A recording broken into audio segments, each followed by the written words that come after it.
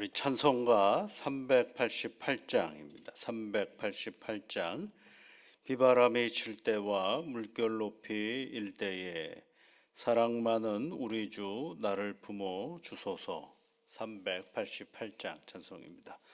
비바람이 칠 때와 물결 높이 일 때에 사랑 많은 우리 주 나를 품어 주소서.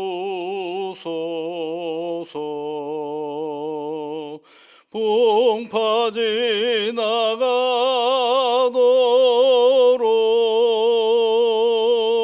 나를 숨겨 주시고 안식 얻는 곳으로 주여 인도하소서.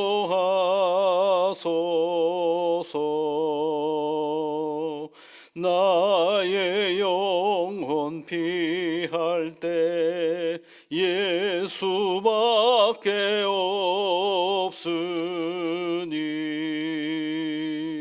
혼자 있게 마시고 위로하여 주소서.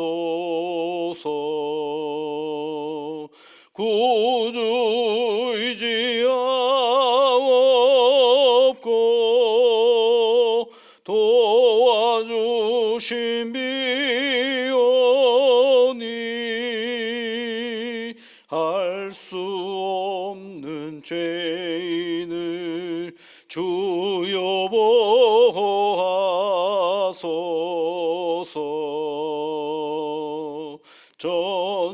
전능하신 예수께 나의 소원이 있으니 병든 자와 맹인을 고쳐주신 빕니다. 나에게는 죄악이 가득 차게 찼으나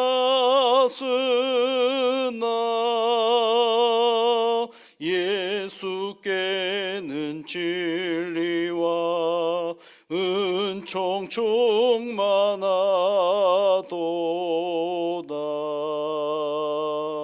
나의 죄를 사하는 주의 은혜 크도다. 생명수로 고치사 나를 성케 하소서. 생명수는 예수니 마시게 하시옵고 샘물처럼 내 맘에 솟아나게 하소서.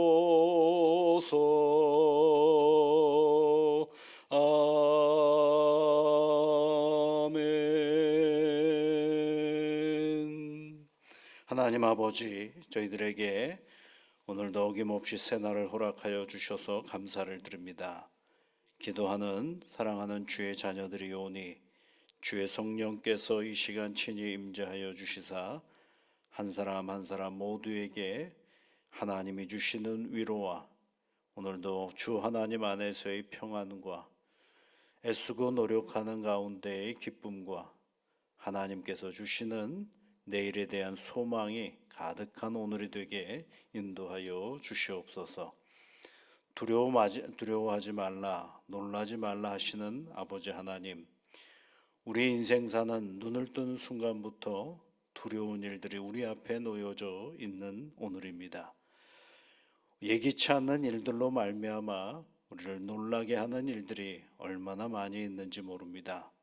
그럼에도 불구하고 우리 하나님이 그렇게 말씀하셨던 이유는 딱 한 가지입니다. 나와 함께 하시는 하나님. 이 세상을 창조하시고 이 세상을 섭리하시며 이 세상을 이끌어 가시는 나의 하나님. 그 하나님께서 내게 말씀하여 주셨습니다. 두려워 말라. 내가 너와 함께함이라. 놀라지 말라. 나는 너의 하나님이 됨이라. 주의 이 말씀을 온전히 붙잡고 살아가는 오늘이 되게 도와주시옵소서. 오늘은 아버지 하나님 현충일입니다.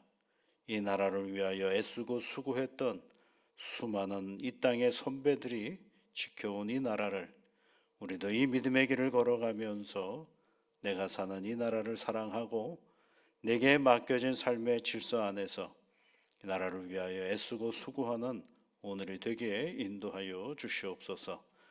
나라를 지키며 희생했던 수많은 이 땅에 많은 삶에 먼저 살았던 삶의 자리가 있습니다. 하나님, 어려운 나라가 어려울 때에, 전쟁이 있을 때, 가난했을 때 애쓰고 노력했던 수많은 사람들의 그 수고와 헌신 위에 오늘 우리가 서 있음을 조금도 잊어버리지 않게 하시고, 내 삶의 자리가 나만을 위한 것이 아니라 누군가의 앞으로 살아갈 누군가의 삶의 깊은 토대가 되고 있음을 한순간도 잊어버리지 아니하며 오늘을 살아가는 저희들 되게 도와주시옵소서. 내가 하는 말 한마디와 내가 하는 행동 하나가 다음 사람이 이 땅을 살아갈 때에 위로가 되고 평안이 되는 우리의 행위가 되어줄 수 있도록 성령 하나님께서 이끄시고 돌보시옵소서. 이 역사를 지배하시는 분이 여호와 하나님이신 것을 고백합니다. 성령 하나님, 전쟁이 일어났을 때 풍전등화와도 같은 이 땅을 여러 사람이 수고하고 애써서 여기까지 오게 만들었지만 그것만 있는 것이 아니라 보이지 아니하시는 하나님의 은혜와 복이 이 역사 가운데 있었음을 고백하지 아니할 수 없는 대한민국의 근현대사입니다. 성령 하나님, 우리가 이 두 발을 딛고 살아가는 우리의 신앙의 자리가 결코 아버지 하나님 우리의 역사의 현장을 떠날 수 없음을 이해하게 하시고, 오늘도 우리가 경건하게 이 믿음의 길을 걸어가며 하나님을 온전히 신뢰하며 의지하며 살아가는 것이 가장 나라를 위하는 일인 것을 한순간도 잊어버리지 아니하며, 오늘도 이 새벽에 나라를 위하여 기도하는 수많은 간구에 주 성령께서 귀를 기울여 주시고 이 나라가 복되게 도와주시옵소서. 예수님 이름으로 기도하옵나이다. 아멘. 하나님의 말씀은 히브리서 2장 5절부터 9절까지 말씀을 보겠습니다. 히브리서 2장 5절부터 9절까지 말씀 함께 같이 읽어보겠습니다. 하나님이 우리가 말한 바 장차 올 세상을 천사들에게 복종하게 하심이 아니니라. 그러나 누구인가가 어디에서 증언하여 이르되 사람이 무엇이기에 주께서 그를 생각하시며 인자가 무엇이기에 주께서 그를 돌보시나이까. 그를 잠시 동안 천사보다 못하게 하시며 영광과 존귀로 관을 씌우시며 만물을 그 발 아래에 복종하게 하셨느니라 하였으니, 만물로 그에게 복종하게 하셨은즉 복종하지 않는 것이 하나도 없어야 하겠으나 지금 우리가 만물이 아직 그에게 복종하고 있는 것을 보지 못하고 오직 우리가 천사들보다 잠시 동안 못하게 하심을 입은 자 곧 죽음의 고난 받으심으로 말미암아 영광과 존귀로 관을 쓰신 예수를 보니, 이를 행하심은 하나님의 은혜로 말미암아 모든 사람을 위하여 죽음을 맛보려 하심이라. 아멘. 히브리서에 있는 말씀에서 어제 그런 얘기를 했죠. 여러분 3절에 있는 말씀에 보시면 우리가 이같이 큰 구원을 등한히 여기면 어찌 그 보응을 피하리요, 이렇게 얘기를 했어요. 큰 구원을 등한히 여기지 말라라는 얘기죠. 큰 구원. 그런데 왜 또 구원이면 구원이지 거기다가 크다라는 말을 써붙였을까? 이게 일종의 강조죠. 이 구원은 누구예요? 예수님이거든요. 그러니까 예수님을 등한히 여기지 말라, 그런 얘기예요. 근데 왜 예수님을 등한히 여겼다 그랬습니까? 예수님을 등한히 여길 수 있었던 여건은 그네들의 신앙의 권태가 있었기 때문이다. 그렇죠. 교회는 열심히 다녔고, 그 다음에 이제 예수님 얘기도 해보고, 찬양도 해보고, 여러 가지 우리가 몸으로 행하는 일들은 열심히 해봤는데, 그런데 누구로부터 멀어져 가는 거예요? 예수님으로부터 멀어져 가는 것입니다. 이게 우리의 그 신앙생활의 가장 큰 숙제예요. 교회를 다니고 성경도 읽고 그다음에 열심히 기도 생활도 하고 예배를 드리는데 누구로부터 멀어지는 거예요? 예수님으로부터 멀어져 가는 것입니다. 그럼 왜 멀어져 가느냐? 예수님을 생각하지 않기 때문이다라는 것이 지금까지 이야기의 중심이에요. 1장, 2장 앞부분에서. 그러니까 우리가 다시 예수님을 붙잡아야 된다. 그런 얘기를 하고 있는 거죠. 예전에 그런 얘기 있잖아요. 어떤 목사님이 돌아가시면서 그런 주변에 있는 사람들에게 그런 얘기, 목사님들에게 했단 말이 뭐냐면 예수를 잘 믿으라고 얘기했다는 것입니다. 누구한테요? 목사님이 목사님들에게 예수님을 잘 믿으라고 그랬다는 거예요. 돌아가시면서 하셨다는 거예요. 그게 뭘까요? 아주 의미심장한 말이에요. 예수를 너무 잘한다라고 하고 예수를 늘 강대상에서 설교하고 예수를 늘 말마다 예수님을 말하는 그 사람들에게 왜 예수를 잘 믿으라고 했을까? 우리 깊이 생각해 봐야 될 부분이에요. 그 얘기 뭐냐면 너무 익숙하면 그 익숙함의 가치와 의미가 사그라들어 버릴 때가 많아요. 그래서 여러분 할 수만 있더라면 누군가를 그 익숙함에 젖어버리면 그 사람의 가치, 그 사람을 잃어버릴 때가 많아요. 때로는 일정 정도의 낯설음이 있어야 그것이 뭐가 되느냐 하면 나의 신앙에 긴장감을 가질 때가 있는 것입니다. 그거는 우리 가족들도 마찬가지예요. 가족들은 늘 내가 잘안다라고 생각하는 함정에 빠질 때가 있거든요. 근데 가족들을 다 알 수가 없어요. 가깝기 때문에 다 안다 그러면 세상에 제일 가까운 사람이 누굽니까? 나와 제일 가까운 사람이 나거든요. 근데 여러분 자신을 압니까? 잘 모르죠. 가깝기 때문에 그 사람을 잘 안다라는 건 거짓말입니다. 가깝기 때문에 때로는 낯설음과 때로는 긴장함이 있어야 오히려 상대를 더 잘 알아갈 수가, 조심스럽게 알아갈 수가 있죠. 여러분의 자녀들이 여러분의 뱃속에서 태어났다 그래서 그 자녀를 잘 압니까? 그럴 리가 없죠. 시간이 지나면 지날수록 너무 낯설거든요. 그래서 적절할 나이가 되면 떠나보내는 겁니다. 더 낯선 곳으로 보내는 거죠. 그래야 어떻게 돼요? 그 낯섦의 자리 속에서 서로가 일정한 간격을 두고 바라보게끔 되어 있거든요. 그래서 일정한 나이가 되면 결혼을 시키는 이유가 그런 데 있는 겁니다. 그래서 떨어져야만이 그 존재의 의미와 가치를 잘 알 수가 있는 거죠. 근데 내가 예수를 너무 잘 믿고 잘 생활하고 가문이 예수를 믿고 자녀들도 하다 뭐 우리 부모님이 예수를 잘 믿고 이러다 보니까 뭐가 되는 거예요? 예수로부터 멀어져가는 관습적인 예수는 알아도 예수의 그 진정한 가치와 의미, 예수님이 나에게 누구인가가 제대로 설득되어지지 못할 때가 있다라는 것입니다. 그래서 이 히브리서 시작부터 계속해서 누구에 대한 이야기를 계속 해주고 있는 것입니까? 예수 얘기하다가 잠깐 또 뭐 얘기해요?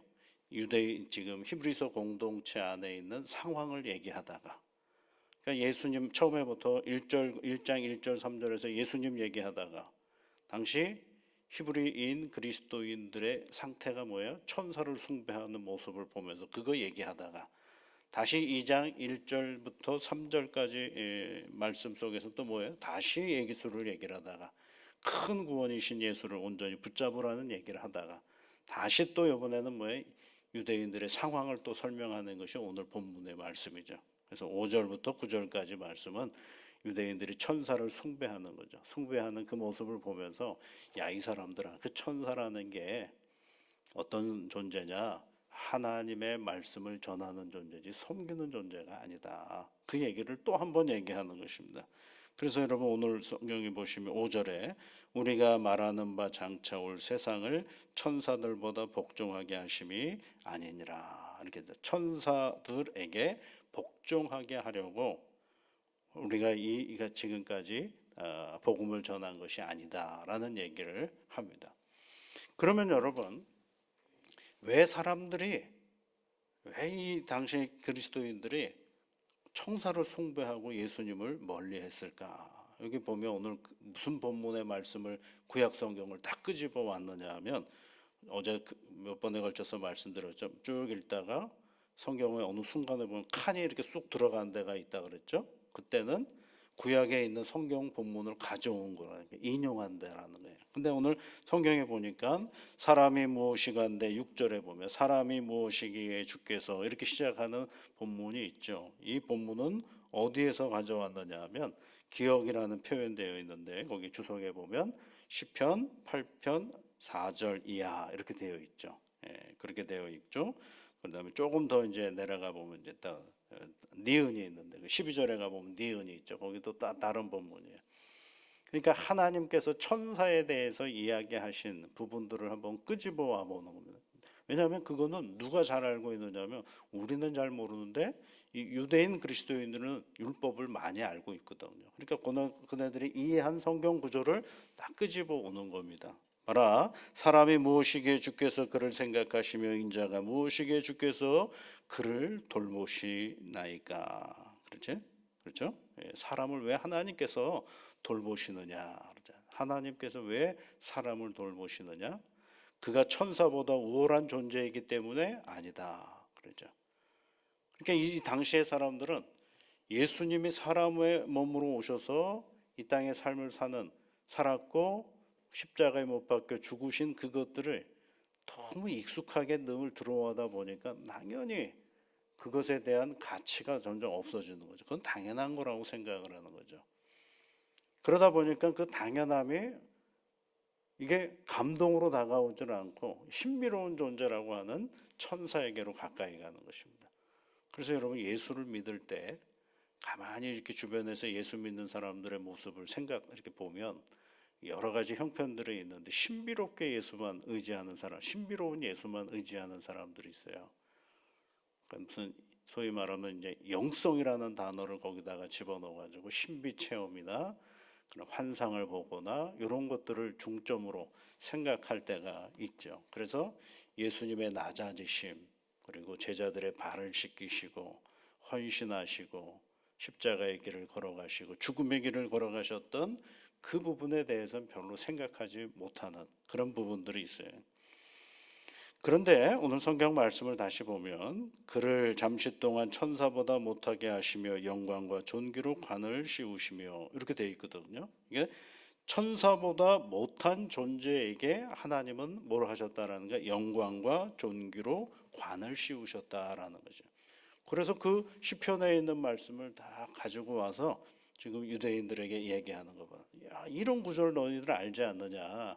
근데 여기서 그는 누구냐? 예수님이시고 천사보다 낮아지신 지금 육신의 몸을 입고 이 땅에 오신 그 예수님의 그 죽으심은 어떤 의미를 가지고 있느냐라고 할 때 그것을 영광과 존귀로 관씌우신다라는 말씀을 이렇게 해석을 하는 거예요. 9절에 있는 말씀에 보면 우리가 천사들보다 잠시 동안 못하게 하심을 입은 자, 그렇죠. 천사보다 잠시 동안 못하게 하심을 입은 자 예수님이시죠.